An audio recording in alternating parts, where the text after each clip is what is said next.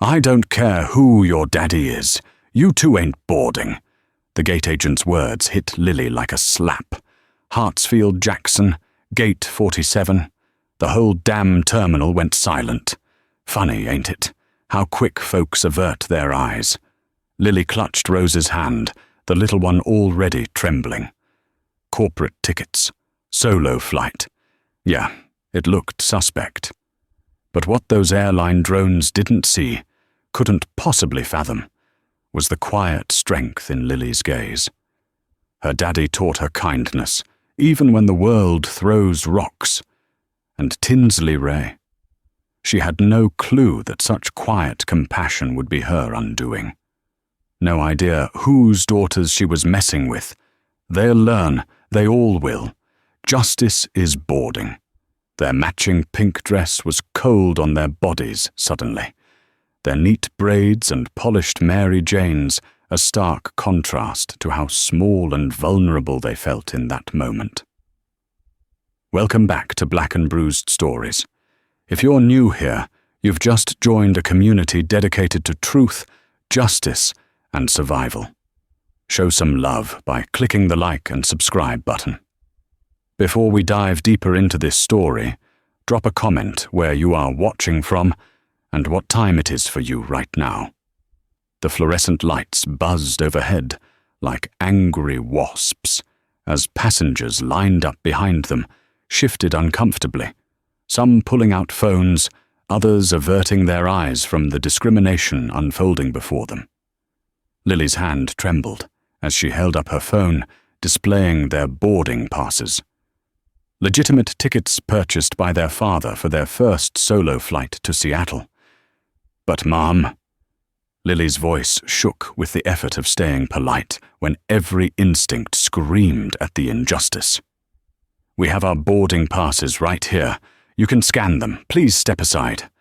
"You're holding up the line, Tinsley," Ray commanded, her words dripping with a disdain that had nothing to do with boarding passes and everything to do with who was holding them. Behind the twins, an elderly white couple exchanged uncomfortable glances, that universal look of witnessing something wrong but lacking the courage to intervene. A businesswoman in expensive heels tapped impatiently, more concerned about her delay than the discrimination happening 3 feet away. Only one younger white male passenger dared to mutter, "Just let them through already." But Tinsley's sharp glare silenced him instantly. That's when Brad Thompson approached Tinsley's colleague, his arms already crossed before he even understood the situation. His body language screaming presumed guilt before innocence. He looked those 2 children up and down with a dismissive shake of his head that communicated volumes without uttering a single word. "What's the hold-up, Tinsley?" Brad asked, though his tone suggested he already knew and approved. "Corporate tickets," Tinsley replied, savoring each word like ammunition. 2 unaccompanied minors on a flight to Seattle." She paused for maximum dramatic effect, her eyebrow raised in practiced skepticism. "You want to tell me how 2 little girls got access to a corporate American Express account?" The word little wasn't just descriptive, it was diminutive, dismissive, designed to make these young women feel even smaller than their 12 years. The entire boarding line had ground to a complete halt now, passengers openly gawking at this scene of institutional racism disguised as security protocol. Brad nodded knowingly, that conspiratorial nod between 2 people who've made these kinds of decisions before. The security radios crackled ominously in the background as Lily tried one more time, her voice fighting to stay calm and reasonable. "Our father purchased these tickets. His name is Darman Harrison. You can call him right now. Please just call him." "Oh, your father," Tinsley mocked, stretching out the word supposedly like it was contaminated. The one who supposedly works for an airline. A black woman in her 40s, professional and composed, finally couldn't stomach the injustice anymore. She stepped forward from the line, her voice firm but respectful. "Excuse me, but maybe there's been a mistake. These are children." Can't you just verify? Ma'am, return to the line, or you won't be boarding either. Tinsley cut her off with the kind of threat that had kept people silent through decades of discrimination. The woman hesitated, her face a battlefield of anger and helplessness, that familiar expression of someone who knows exactly what's happening, but feels powerless to stop it. She stepped back, but her eyes remained locked on those girls, witnessing, remembering. Rose was crying now, really crying, her small body shaking as tears streamed down her face. "Please, our daddy is waiting for us. We just want to see our daddy." Her voice broke on that word. Daddy, shattering like glass, the way only a child's voice can when they're scared and far from the parent who makes them feel safe. Tinsley and Brad exchanged that look, that silent communication between people who've already decided someone's guilt based on nothing more than the color of their skin. Tinsley reached for her radio with deliberate slowness, making sure the girls saw it coming, making sure they understood their powerlessness. Security to Gate 47. We need assistance with the situation. Possible fraud. The word fraud detonated through the gate area like a bomb. Passengers immediately pulled out their phones, some filming, some texting, all watching this discrimination unfold in real time. Lily instinctively pulled Rose close, both girls frozen in terror as the overhead announcement cheerfully declared the final boarding call for Flight 2847 to Seattle.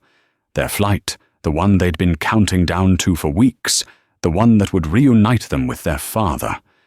But to understand the full injustice of what was happening to Lily and Rose Harrison, we need to go back to the morning that had started with such pure joy and anticipation.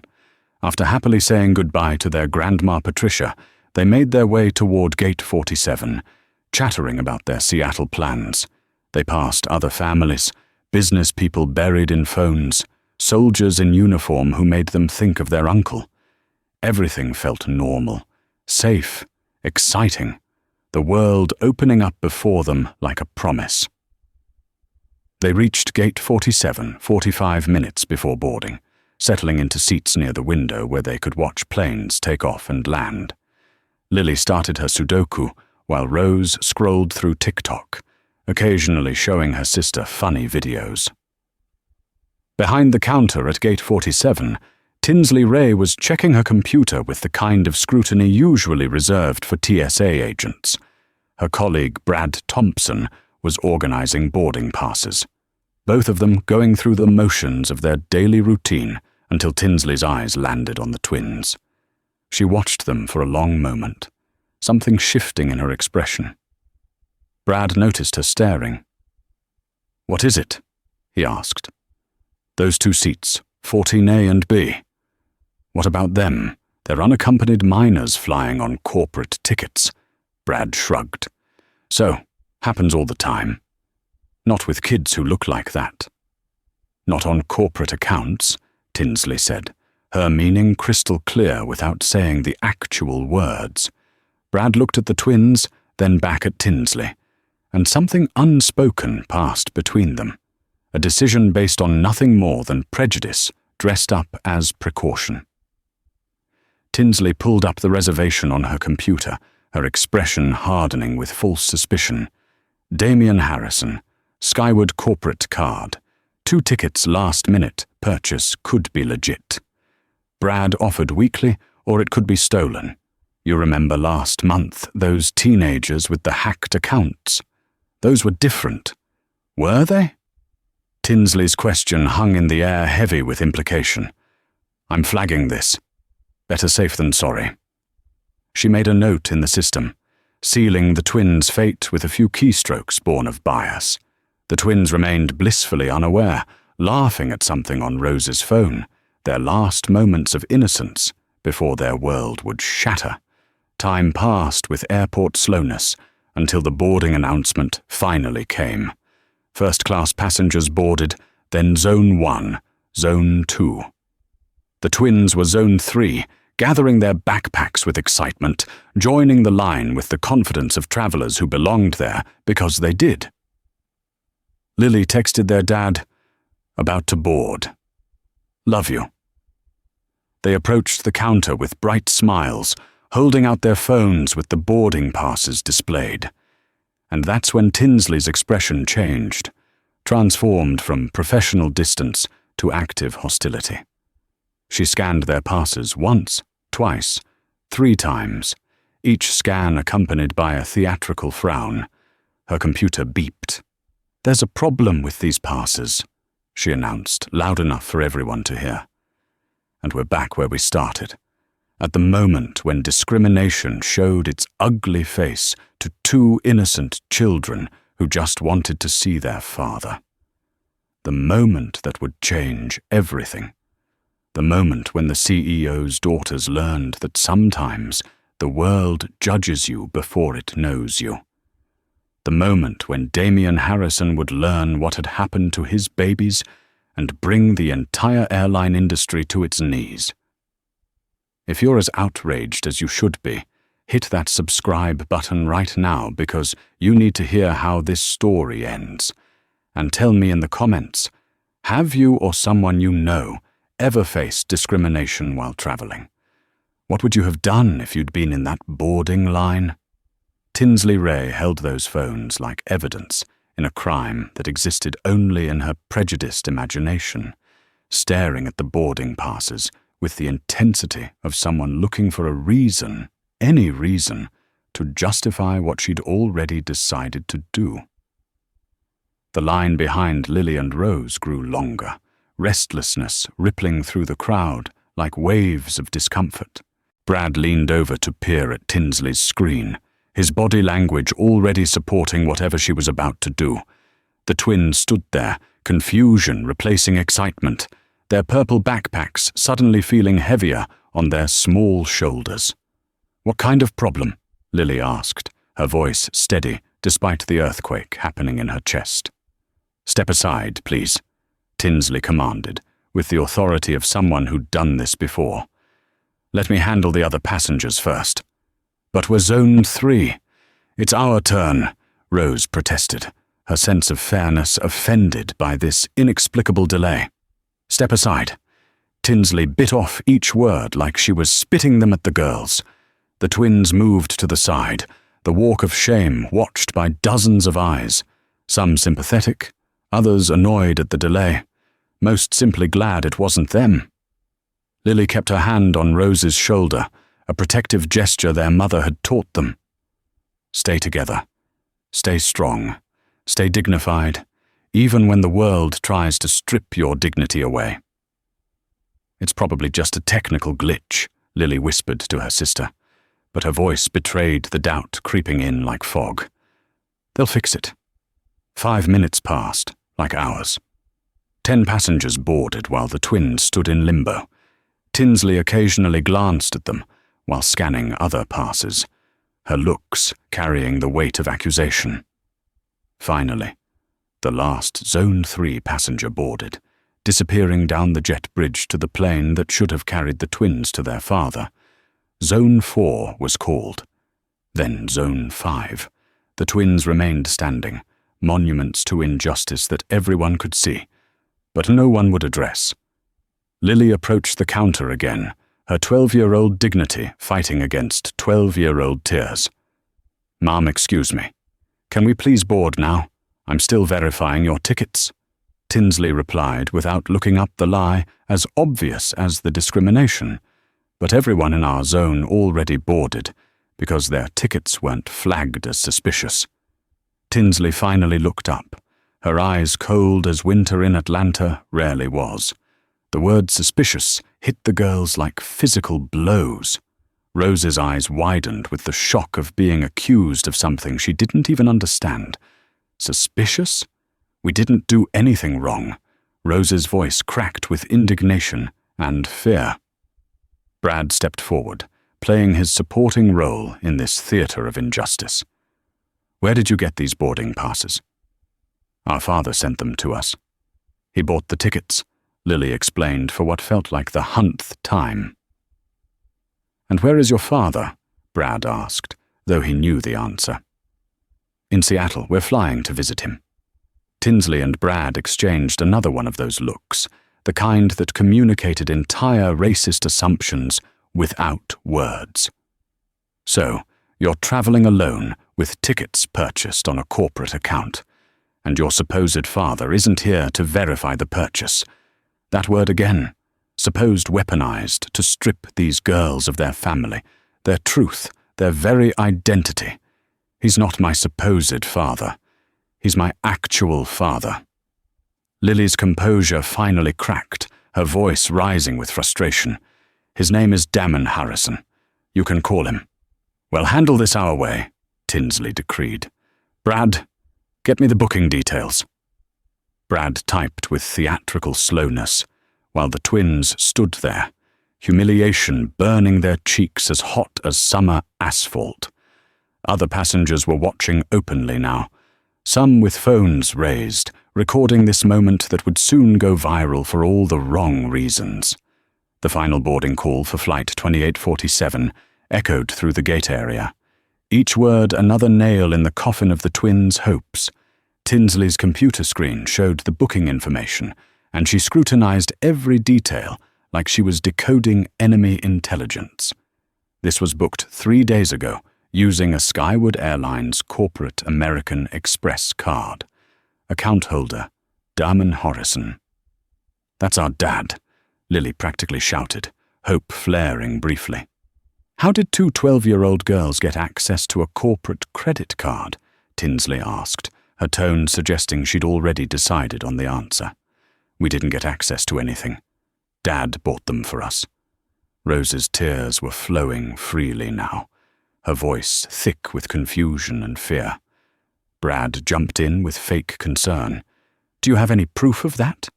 Any documentation?" Lily fumbled with her phone, her fingers shaking as she pulled up their text messages. "I can show you our conversations with him. I can call him right now." Text messages can be faked. Tinsley dismissed with a wave of her hand. "And we're not letting you make any calls until we sort this out. You can't stop us from calling our father." Lily's voice rose with the kind of righteous anger that comes from knowing you're right in a world that's determined to make you wrong. "We can and we will if we suspect fraudulent activity," Tinsley replied, with the calm of someone who held all the power and knew it. The final boarding call repeated overhead, the plane preparing to leave without them. The twins' panic was rising like floodwater, threatening to drown them in this nightmare that had materialized from nowhere. Lily thrust her phone toward Tinsley, the screen showing their morning texts, photos of them with their father, proof of their truth. "Here's our text from this morning. Here's him saying he'll pick us up. Here's a picture of us with him." Tinsley barely glanced at the evidence, her mind already made up before the girls had even approached the counter. "Photos don't prove he purchased these tickets. For all we know, you stole his credit card information.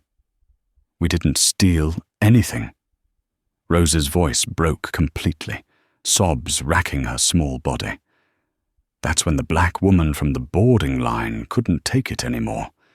She approached again, her professional composure barely containing her fury at what she was witnessing. "Excuse me. I don't mean to interfere, but have you actually verified whether these tickets are fraudulent? Because these children are clearly upset and you're treating them like criminals." Tinsley turned her cold gaze on this woman who dared to challenge her authority. "Ma'am, this is airline business. Please board the aircraft or step away from the counter." "I'm not boarding until I see this resolved fairly." The woman stood her ground, her voice carrying the strength of every black woman who'd ever had to fight for justice. "Then you'll miss your flight," Tinsley threatened. The woman hesitated, looking at the twins with eyes that said she understood. She saw what was happening. She was sorry she couldn't do more. "What's your father's name?" she asked the girls directly. "Damn Harrison," Lily answered. then added the words that should have changed everything. "He's the CEO of Skyward Airlines." The woman's eyes widened with shock, then narrowed with understanding. She looked at Tinsley with disgust that could have melted steel. "Did you hear that? Their father is the CEO of Skyward. Maybe you should verify before you accuse these children of theft." Tinsley's dismissal was immediate and complete. "Anyone can claim to be related to AIza. I need verification." "Then verify. Call the corporate office. Do your job instead of traumatizing children." The woman's voice rose with each word. "We follow protocol here, and protocol says suspicious tickets get flagged until proven legitimate." Brad stepped between them like a bouncer at a club. These girls were too young and too black to enter. "Mom, you need to board now, or you'll be left behind." The woman looked torn, her desire to help wearing with the reality of her powerlessness in this situation. She gave the twins one last pained look. "I'm sorry, girls. I tried." She boarded reluctantly, looking back multiple times, her phone already out, no doubt texting someone about what she'd witnessed. The twins were now alone at the counter with Tinsley and Brad, David and Goliath, if Goliath had backup and a badge. The gate area was emptying out, their plane visible through the window. So close and yet impossibly far away. That's when Tinsley picked up her radio, her movements deliberate and threatening. "Security to gate 47. Possible credit card fraud. 2 unaccompanied minors with suspicious tickets. Please don't call security." Lily's composure finally shattered completely. "We didn't do anything wrong. Just call our dad." "Put your phone away right now," Tinsley commanded, with the authority of someone who knew security would back her up no matter what. "No, I'm calling my father." Lily's fingers flew across her phone screen, dialing the number she'd known by heart since kindergarten. The phone rang once, twice, 3 times. In Seattle, Darman's phone buzzed uselessly on the conference room table, face down, silence for the board meeting that was running long. Voicemail. Lily's voice broke as she left a message, her words tumbling over each other in desperation. "Dad, they won't let us board.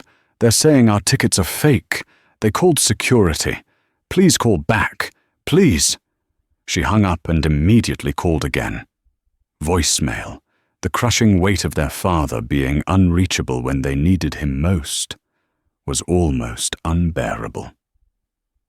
She called their grandmother next, and Patricia answered on the first ring like she'd been waiting by the phone, which she had been. "Baby, what's wrong? Did you board? Grandma!" Lily's relief at hearing a familiar voice was palpable. "They won't let us on the plane. They're saying Dad's tickets are stolen." "What?" "Put them on the phone right now." Patricia's voice could have commanded armies. Lily handed the phone to Tinsley, who took it with the disdain of someone forced to deal with another hysterical relative. "Who is this?" Tinsley asked, her tone suggesting she didn't care about the answer. "I'm their grandmother, Patricia Williams. Those tickets were purchased by their father. This is absurd. Mom, I understand you're upset, but these tickets were flagged by our system as potentially fraudulent. Your system is wrong. Damian Harrison is their father. He's the CIO of Skyward Airlines, for crying out loud. Anyone can claim that over the phone. We need in-person verification. He's in Seattle. That's where they're trying to fly to." Patricia's frustration was reaching a breaking point. "Then I suggest he come verify these tickets himself." Tinsley replied with bureaucratic cruelty. "That's insane. You're holding his children hostage because of a computer glitch. We're following safety protocol. Until we can verify these tickets, the girls aren't flying. I'm coming back to that airport right now. Don't you dare move them anywhere." Patricia's voice carried the threat of a grandmother protecting her cubs. "Security will handle this appropriately," Tinsley replied, unmoved by Patricia's fury. She handed the phone back to Lily, who could hear her grandmother crying and furious on the other end. "Baby, I'm turning around right now. I'll be there in 20 minutes. Don't go anywhere with anyone. Stay where you are." "Okay, Grandma," Lily whispered, her own tears flowing freely now. She hung up, and Rose clung to her sister like a life raft in a storm. That's when they saw them, 2 security officers approaching with the measured walk of authority. Officer Davis, a white man in his 50s with a face that had never smiled at a child, and Officer Ramirez, a Hispanic woman in her 30s, whose eyes at least showed a flicker of empathy. They arrived at the counter like judges at a trial that had already been decided. "What's the situation?" Davis asked, his tone suggesting he'd already chosen a side. "These 2 girls have boarding passes purchased with a stolen corporate credit card," Tinsley reported with the confidence of someone who'd never been challenged on her assumptions. "We believe it's fraud." Davis looked at the twins, really looked at them, and saw what he expected to see based on nothing but prejudice. "Is that true?" "No. Our father bought these tickets." Lily's voice was from crying, but her conviction never wavered. "We're not thieves," Rose added, the word itself so foreign to her 12-year-old vocabulary that it came out like a question. "Where's your father now?" Davis asked, his hand already resting on his radio, like he might need backup for 2 pre-teens. "Seattle. We're supposed to be flying to see him," Lily explained yet again, each repetition draining more hope from her voice. Officer Ramirez, sensing the genuine distress of children rather than criminals, knelt down to their level. "What's your father's name?" "Damian Harrison," Lily answered, then added with desperate hope. "He's the CEO of Skyward Airlines." Ramirez's eyebrows rose slightly. She looked at Davis, who dismissed it with a shake of his head that said he'd heard every lie in the book. "And he purchased these tickets?" Ramirez asked gently. "Thus we can prove it. We have texts, pictures, everything." Rose pulled out her phone, hands shaking as she scrolled through the photos of them with their father at his office, at home, at their mother's grave. "Physical evidence of purchase," Davis interrupted, his tone making it clear that nothing these girls could show would satisfy him. "It's on our phones," Lily insisted. "That's not sufficient. Anyone can fake digital communication," Davis declared with the authority of someone who'd made up his mind before asking the question. Ramirez stood, giving Davis a look that suggested she wasn't entirely comfortable with where this was heading. "Sir, maybe we should call the number on the tickets to verify." "We follow protocol, Ramirez." Davis cut her off. "These tickets are flagged. The girls need to come with us until we sort this out." The words hung in the air like a sentence being passed through the window. The twins could see their plane backing away from the gate, their dreams of seeing their father literally taxiing away without them. "Come with you where?" Lily asked, her protective instincts for her sister overriding her own fear. "Airport security office." "Just to answer some questions," Davis said, with the false casualness of someone who held all the power. "We don't want to go with you." Rose's terror was complete now, her body trembling against her sister. Ramirez's maternal instincts flickered to life. "We're not going to hurt you, sweetie. We just need to verify your story."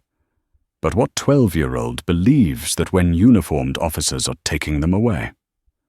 The twins clung to each other as they were escorted through the terminal, every step a walk of shame past hundreds of watching eyes. Passengers stared, some with sympathy, others with the assumption that if security was involved, these girls must have done something wrong. Their purple backpacks bounced against their shoulders as they walked.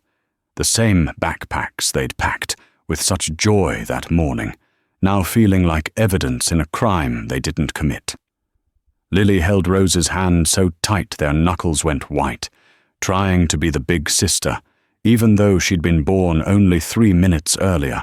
They were led down a corridor marked, authorized personal, only through a door that might as well have said, "Abandon hope, all ye who enter here."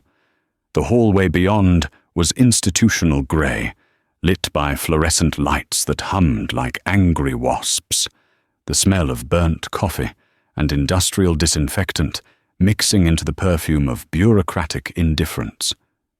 The security office was a small room with a metal table and 4 plastic chairs that looked like they'd been specifically designed to be uncomfortable.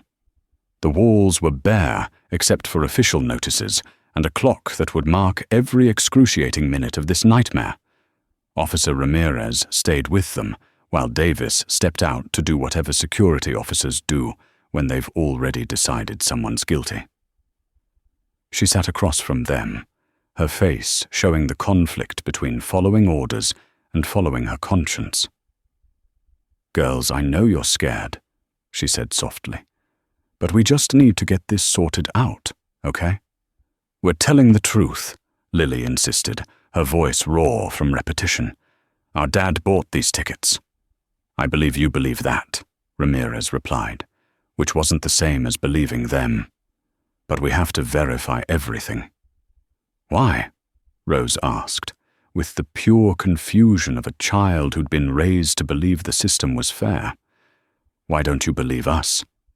Ramirez didn't have a good answer, because the truth that 2 black girls traveling alone on expensive tickets triggered assumptions that 2 white girls never would have faced wasn't something she could say out loud.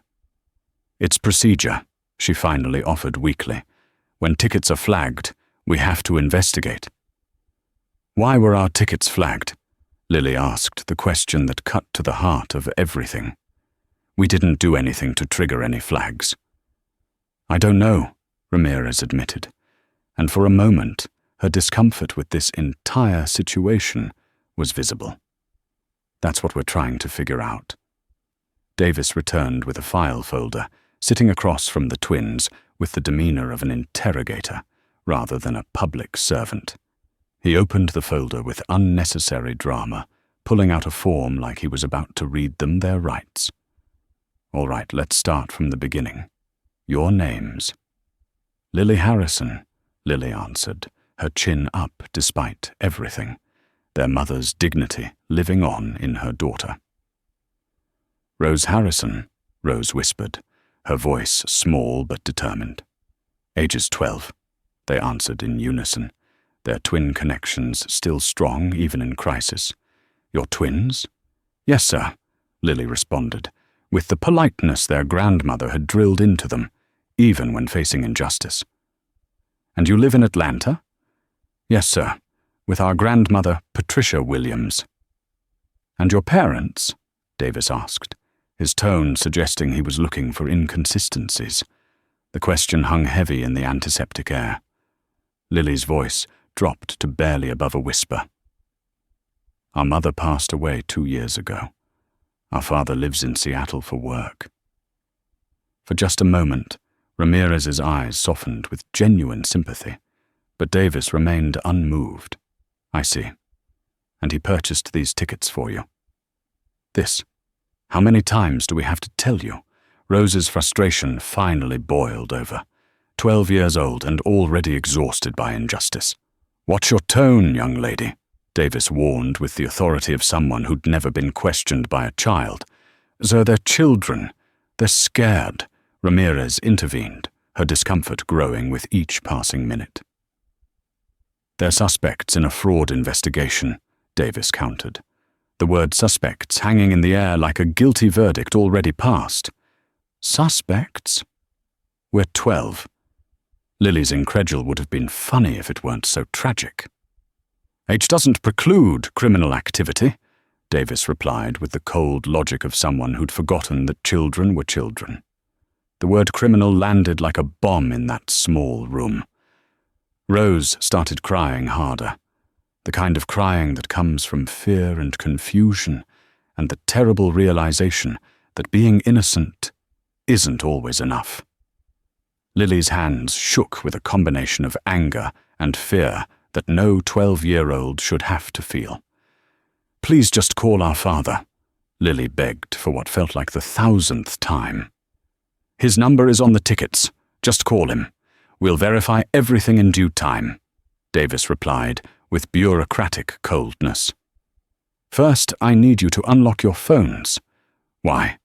Lily asked, her last bit of privacy about to be stripped away to review your communications to verify your story. "That's private," Lily protested, holding her phone against her chest like armor. "If you're innocent, you have nothing to hide," Davis said. The logic of authoritarians everywhere.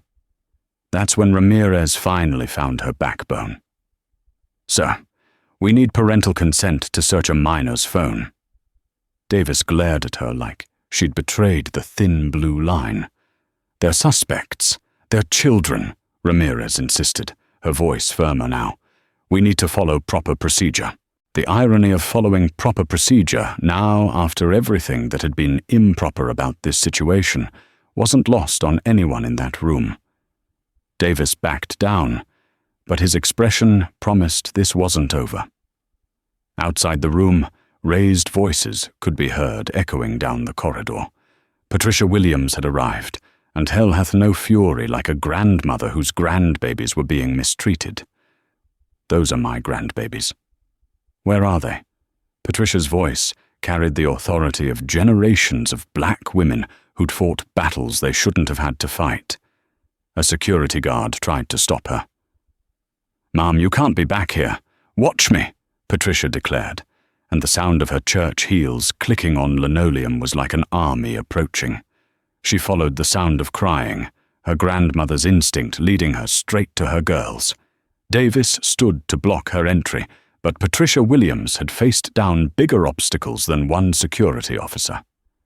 "Mom, this is a restricted area," Davis announced, standing in the doorway like a guardian of injustice.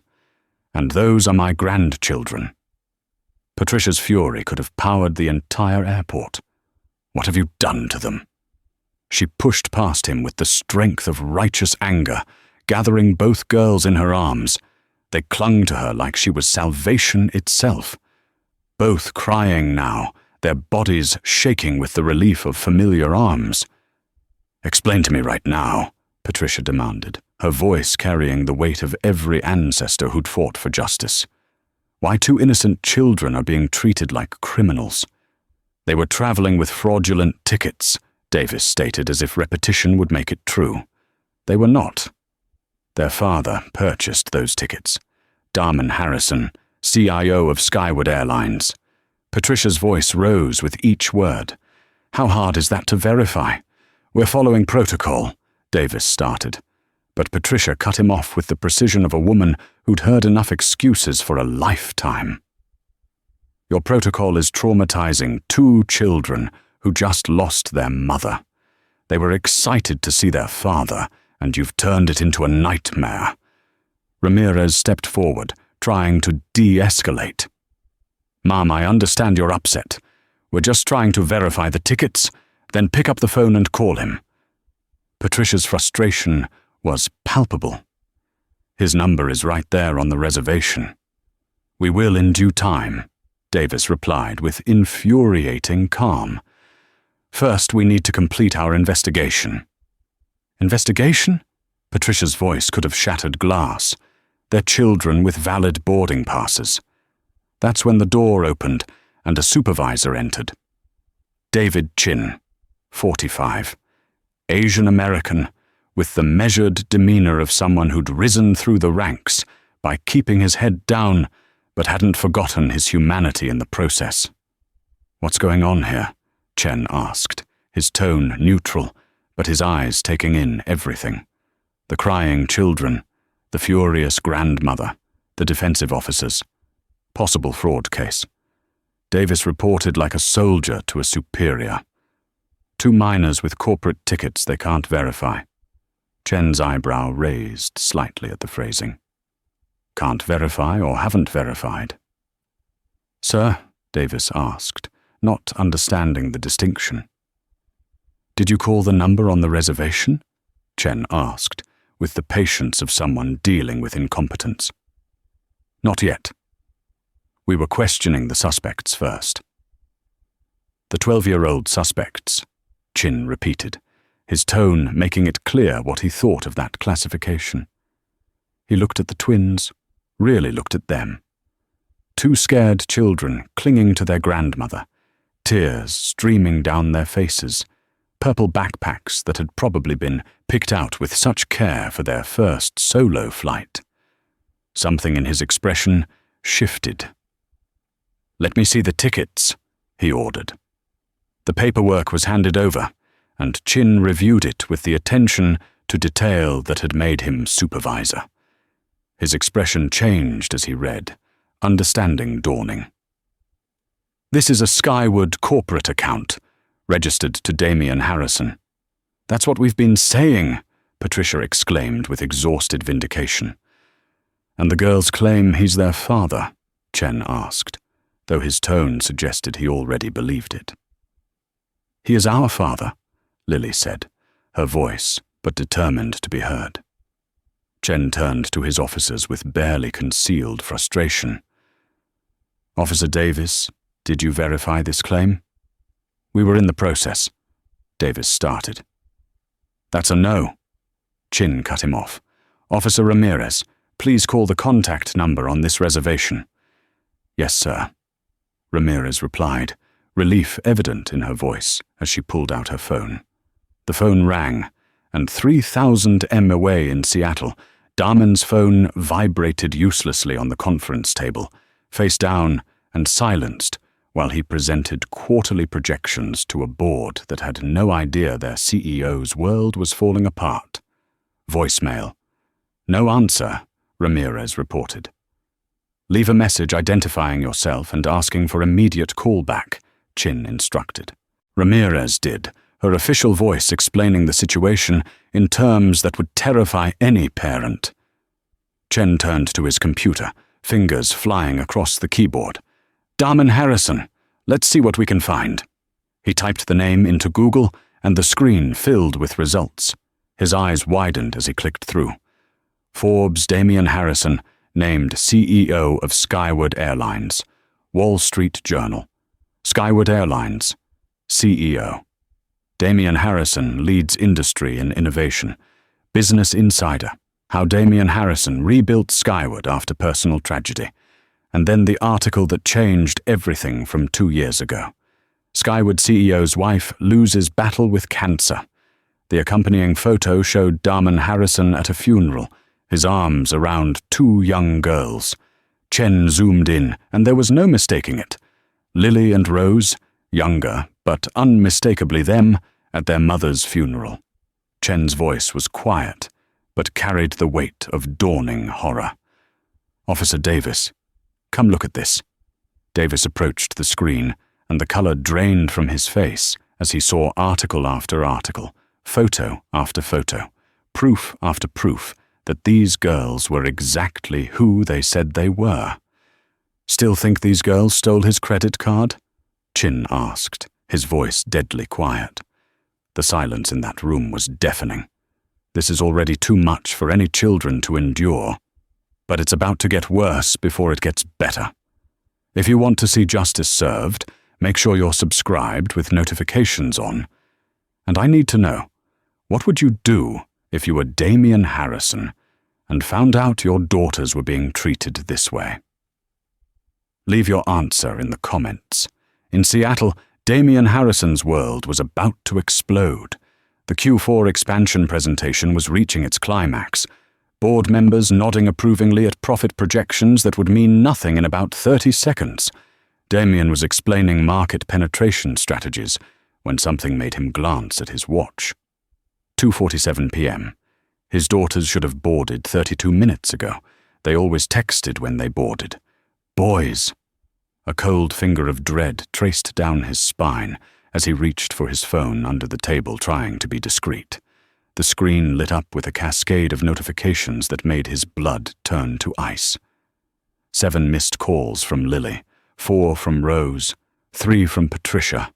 2 from unknown Atlanta numbers, 6 voicemails, 15 text messages.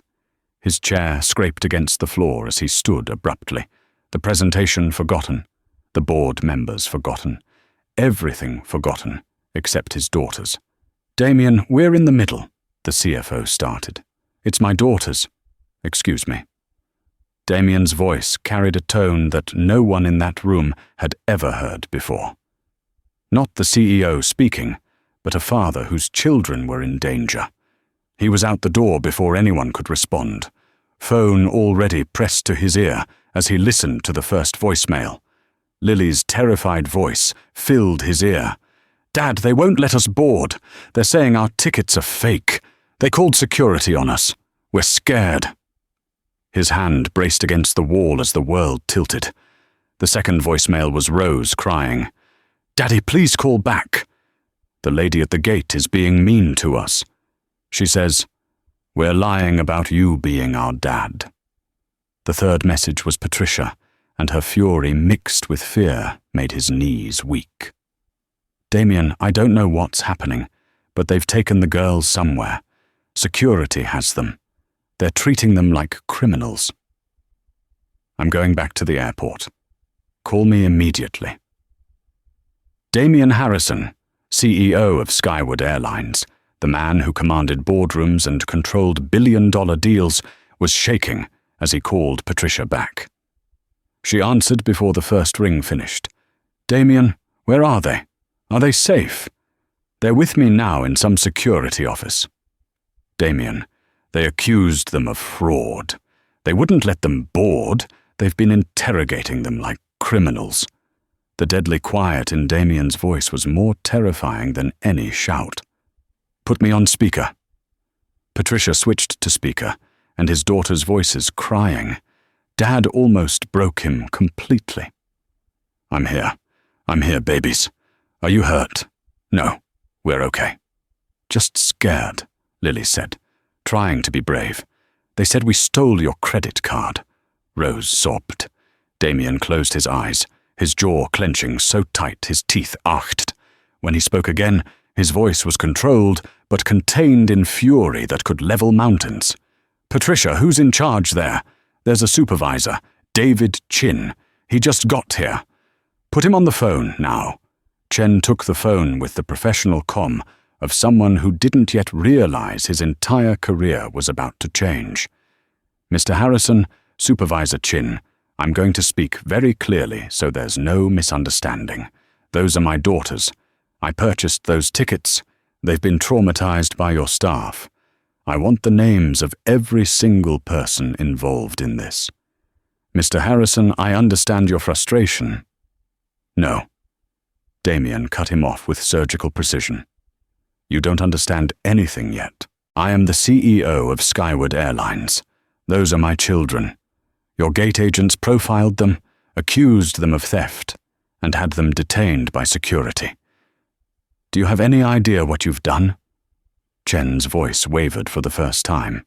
"Sir, we're investigating the situation. The investigation is over. Here's what's going to happen. You're going to release my daughters immediately. You're going to personally escort them and their grandmother to a comfortable location. You're going to get me the names of gate agents Tinsley Ray and Brad Thompson. And then you're going to get me the airport director on the line. Sir, are my instructions unclear? Supervisor Chin. No, sir. Crystal clear. Put my daughter Lily on the phone." Lily's voice was small and scared. "Dad, baby girl, listen to me. You and Rose did nothing wrong. Nothing. What happened to you was wrong, and I'm going to fix it. I need you to be strong for just a little bit longer. Can you do that?" "Yes, Dad. I'm getting on a plane right now. I'll be there as fast as humanly possible. You stay with Grandma. Don't let anyone separate you. If anyone gives you any more trouble, you call me immediately. Understood? I love you. I love you more than all the stars, baby. Put Rose on." "Daddy." Rose's voice was thick with tears. "Princess, I'm so sorry this happened. This is not your fault. The adults who did this were wrong. I'm coming to get you. You're flying here. I'm flying there right now. And Rose. Mr. Snuggles was a good choice to bring. Sometimes we need our friends when things get scary. Despite everything, Rose let out a watery giggle. Lily said I was too old for him. You're never too old for comfort. I love you, Princess. I love you too, Daddy. Damien had Patricia back on the line. Patricia, don't let them out of your sight. I don't care what anyone says. I won't. Damien, you should have seen how they treated them. Like criminals. Like they didn't belong there. I know it's going to be handled. I promise you that. Damien ended the call and immediately dialed Linda, his assistant. She answered with her usual professionalism until she heard his voice. Linda, I need the jet ready in 15 minutes. I'm flying to Atlanta immediately. Damien, what's wrong? My daughters were denied boarding and detained by security because gate agents didn't believe black girls could have a CEO father. I need you to do several things right now. First, call the chairman of the board and tell him I'm dealing with a discriminatory incident involving my children. Second, get me the direct lines for the Atlanta airport director, the head of gate operations for Skyward, and our legal department. Third, I want every Skyward flight at Atlanta held at the gate until I say otherwise. Every flight, every single flight. No Skyward plane leaves Atlanta until my daughters are safe, and I have answers. Damien, that's going to. I know exactly what it's going to do. Do it anyway. Linda's fingers were already flying across her keyboard. The jet will be ready. I'm sending the numbers to your phone now. Damien was already in the elevator heading down from the 52nd floor. His phone rang the airport director. Mr. Harrison, this is Director Walsh. I just heard. Director Walsh, 2 of your gate agents and your security team just traumatized my 12-year-old daughters because they couldn't believe black children could fly on corporate tickets. They were accused of fraud and theft, detained and interrogated. Tell me why I shouldn't hold a press conference in your airport in 3 hours. Mr. Harrison, I am mortified. This is completely unacceptable. I'm heading to the security office personally right now. You do that. And Director Walsh, I want Tinsley Ray and Brad Thompson's employment terminated immediately. Sir, there are procedures. There were procedures for verifying tickets too, and they chose discrimination instead. Fire them, or I'll make sure everyone in America knows that Atlanta's airport profiles children. I'll handle it personally. Damien's next call was to his head of legal. Sarah, I need you to document everything that happened to my daughters today. I want a full investigation, and I want to know how many other families have been profiled by those same agents. Damien, I'm so sorry. We'll handle everything. His phone buzzed with a text from Linda. All Skyward flights at Atlanta are holding. The board is asking what's happening. Damien typed back. Tell them discrimination has consequences. He was in his car now, his driver racing toward Boeing Field, where the corporate jet waited. His phone rang again. Chin from the security office. Mr. Harrison, your daughters are with their grandmother in our VIP lounge. They're safe and comfortable. The airport director is here. Put him on. Director Walsh's voice was carefully controlled. Mr. Harrison, I've just been briefed on the situation. This is inexcusable. Both gate agents have been suspended, pending immediate termination. Suspension isn't enough. They're being escorted out as we speak. Mr. Harrison, I want to personally apologize. You can apologize to my daughters' faces. I'll be there in 3 hours. Darman hung up and immediately called the head of Skyward's gate operations. Tom, I want every gate agent in Atlanta retrained on discrimination and bias. I want new protocols that make profiling impossible, and I want it done within the week. Damien, what happened? My daughters were profiled and detained because gate agents thought being black meant they were thieves. How many other children has this happened to that we don't know about? The silence on the other end was telling. "Find out," Damien ordered. "I want a full audit of every disputed boarding in the last year. Look for patterns." He was at the airport now, striding toward his jet with the purpose of a man on a mission. The pilots were ready, the engines already warming up. As he boarded, his phone buzzed with a message from an unknown number. It was a video link from someone who'd been at the gate. Damien watched in horror as his daughters were confronted by Tinsley Ray as they were made to step aside. As other passengers boarded, while they stood in shame, he could see Rose crying, Lily trying to be strong. His hands shook with rage. He forwarded the video to Sarah in legal and to 3 journalists he knew. The caption, "This is what happened to my 12-year-old daughters today at Atlanta Airport. They were profiled, accused of theft, and detained because they're black. I'm the CEO of Skyward Airlines, and this happened on our airline." Within minutes, his phone exploded with calls from media outlets. He ignored them all except one, a prominent black journalist he'd known for years.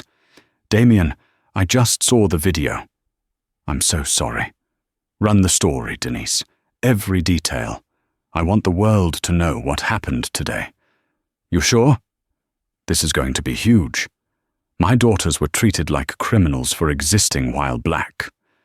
"Yes, I'm sure." The jet was airborne now, cutting through the sky toward Atlanta. Damien opened his laptop and began typing an email to every Skyward employee. "Today, my 12-year-old daughters were denied boarding on a Skyward flight. They were accused of fraud, detained by security, and interrogated. Their crime being black children with corporate tickets. This happened on our airline, by our gate agents. This is not who we are. This is not who we will be. Effective immediately, several changes will be implemented." He detailed new training requirements, new oversight measures, and new accountability standards. He ended with, "To those responsible for what happened today, you're terminated. To anyone else who thinks profiling children is acceptable, resign now. To my daughters who might read this someday, I'm sorry the world showed you its ugly face today. Daddy's going to fix it." He hit send. 16,000 employees would read it within the hour. His phone rang. The chairman of the board. "Damien, I just heard the entire board stands behind you. Whatever you need. I need systemic change, Richard. Not just at Skyward, industry-wide. Then that's what we'll do. Damien, how are the girls?" For the first time since the started, Damien's voice cracked. "They're 12, Richard.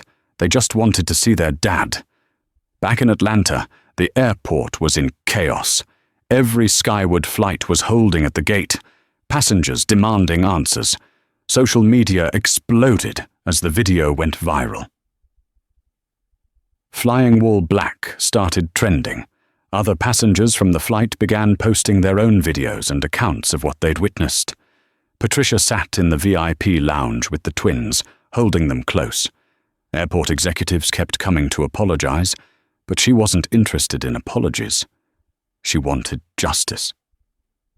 "Grandma," Lily said quietly, "is Dad really holding all the planes?" "Every Skyward plane in this airport is waiting because of what they did to you." "That must be costing a lot of money," Lily said with her analytical mind. "Some things are more important than money, baby." Director Walsh approached nervously. "Mrs. Williams, Mr. Harrison's jet is on approach. He'll be here in 20 minutes. "Good," Patricia said. "And those gate agents terminated, escorted from the property, and the security officers who treated my granddaughters like criminals." Walsh shifted uncomfortably. Under review isn't enough," Patricia said. with the same steel her son-in-law had shown. Meanwhile, Tinsley Ray was being escorted out of the airport by security, the same security she'd called on 2 innocent children. Her face was red with indignation. "This is ridiculous. I was following protocol." "Your protocol was discrimination," the security chief said coldly. "You profiled 2 children. You're done." Brad Thompson was cleaning out his desk, his hands shaking. His phone was blowing up with messages as the video spread. His wife had called crying, asking how he could do such a thing. "I was just backing up my colleague," he kept saying. But even he knew how hollow it sounded. Damien's jet touched down at Atlanta, with the smooth precision of righteous anger arriving. He was off the plane before the engines finished spooling down, striding through the airport with purpose. Employees recognized him, some applauding, others recording. He didn't slow down. He burst into the VIP lounge, and his daughters flew into his arms. The 3 of them held each other, crying, not caring who saw. Darman kissed the top of their heads, breathing them in, feeling their heartbeats against his chest. "I'm here," he whispered. "Daddy's here. You're safe." They were so May.